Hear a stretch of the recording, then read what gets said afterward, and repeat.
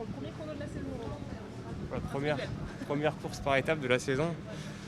Voilà, c'était un chrono, on était surpris pour mon départ par la pluie, on n'avait pas du tout anticipé ça.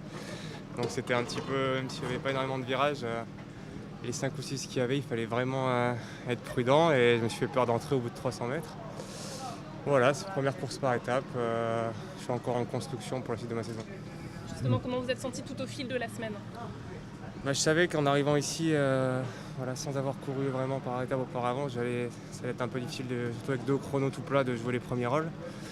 Je suis satisfait de mes sensations en montagne et voilà, pour le reste, je fais encore le travail qui me reste à faire. Merci.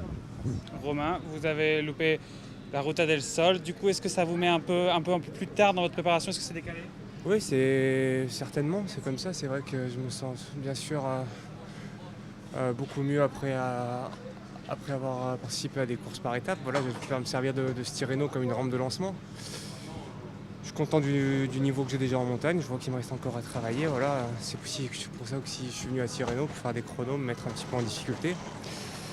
Et c'est bon pour la suite. Voilà, j'espère maintenant viser un peu plus haut sur la deuxième partie de saison notamment.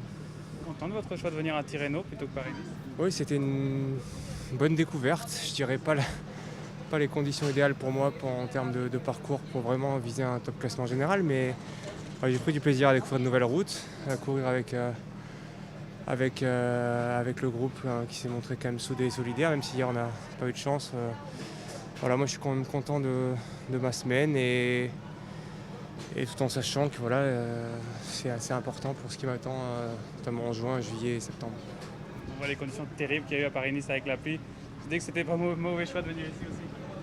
Oui, après Paris-Nice, je pense que ça a accouché aussi d'une très belle course. Ici, on a vu que c'était assez cadenassé quand même. Mais voilà, c'était ma volonté de changer un petit peu de programme, passer par les Strade Bianche notamment. Donc de faire Tirreno, ça m'a permis de découvrir de nouvelles routes, de nouvelles courses. Et maintenant, quand il sera question d'établir un programme pour les années suivantes, je serai vraiment en connaissance de cause vers quelle course me tourner. Juste une question justement sur les Strade Bianche. Une vocation est née? Bon, j'ai toujours aimé les classiques. Rappelez-vous, j'ai pris mes premiers vrais beaucoup de pédales sur une Amstel Gold Race en néo-pro. Donc voilà, j'ai toujours eu la fibre des classiques. Mon profil de grimpeur me destine aussi aux courses par étapes, mais je pense pouvoir mener les deux de front.